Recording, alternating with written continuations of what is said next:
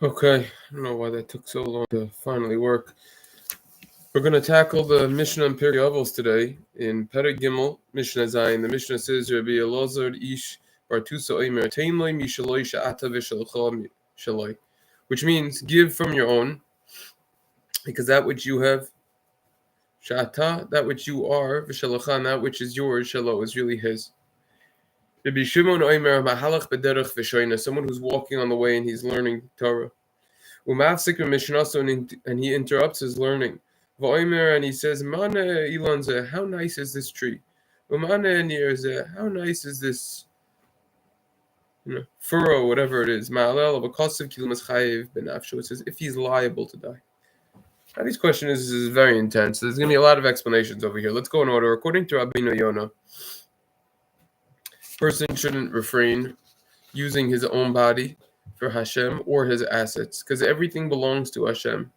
And the truth of the matter is that even our money, it's not even ours. It's just merely temporarily deposited by us. Rashi explains that a person is going to be liable. It's dangerous over here. When he learns Torah, the Satan will be unable to danger him. However, once he stops and he starts being involved with wasteful activities, that's when the Satan is able to gain access over him. Rabbeinu Yonah explains that when a person is in the middle of learning Torah, you should not interrupt by having conversation with someone else. He needs to be in a state of fear. Aim a year sensei when he learns. He's involved with the crown of Torah, so to say. It needs to be done in the proper way.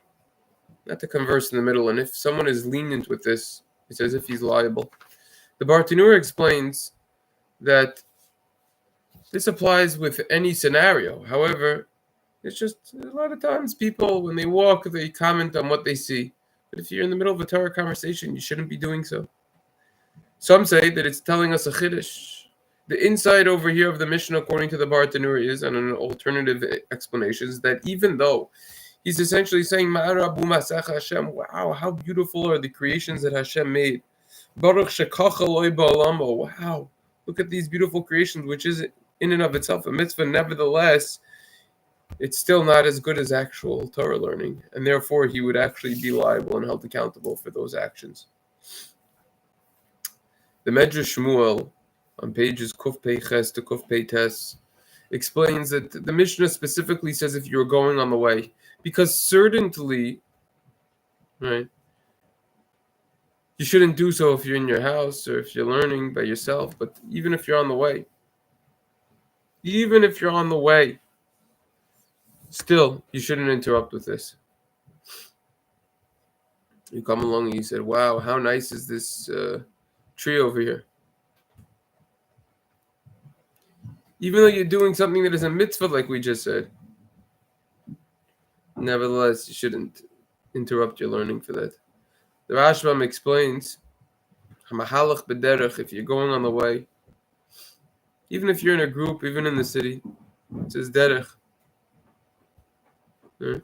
Because that's what people usually do when they walk, they look around. Still, you got to be careful. Gemara Nechayiga on Yud Beis says, Kol hapoisik medivrei Torah va'oisik b'divrei sicha ma'achilun oso gilchal yiratamim. Anyone who stops learning Torah and is just involved with mundane chit-chat, he's going to be fed the retim kol, which is a very special coal that it retains its heat after. In other words, don't do this. Explains the Rashbam, this is midah keneged midah, measure for measure over here. Because how do we spiritually feed our souls? That's through Torah. The Torah is compared to fire, as it says in Yirmiyah, Parachav Gimel, Halo Kodevar Keishnu Mashem Kapatir Shefait Zisela. So therefore, when he was learning, he had these coals of Torah, so to say. And he was getting fed properly. However, now that he's interrupting, those coals over here, he's going to get fed real coals. Interesting way of explaining this. Tiferes Shel explains you should give. Tein lo mishalo, give from your own. Because you and what you have is really his. It's Hashem's. This isn't necessarily referring to Stockel explains the Tiferes Yisrael charity. Rather, if Hashem gave us any attribute that we have, any strength that we have, strength, wealth, wisdom, a good voice, use that for holy purposes. Utilize it for the right reasons.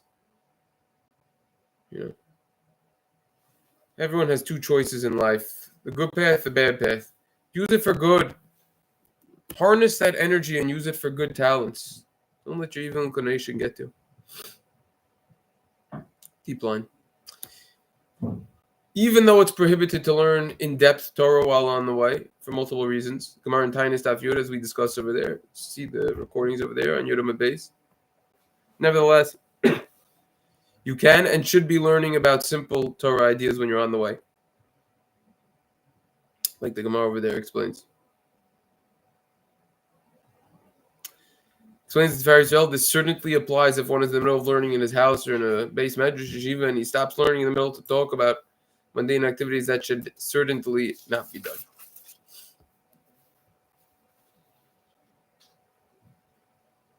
Yeah. Taisus Yantov explains,